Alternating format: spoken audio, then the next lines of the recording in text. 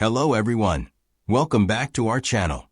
In this video, I'm going to quickly show you how to remove a chroma effect on Razer Chroma Studio.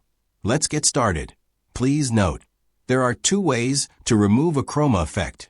By removing an entire effect layer. By removing an effect from a selection or Razer device. Method 1. To remove an entire effect layer. Open the Razer Chroma. Go to the Studio tab. Select the effect you wish to remove under Effect Layers. Click the ellipsis and select Delete. Click Save. And you are done. Method 2. To remove an entire effect from a selection or Razer device. Open Razer Chroma. Go to the Studio tab. Select the effect you wish to remove under Effect Layers. Press and hold down Ctrl using the Selector tool, and click on the LEDs where you wish to remove the effect. Selected LEDs will be highlighted in yellow. Click the Clear Selection tool, then select Save.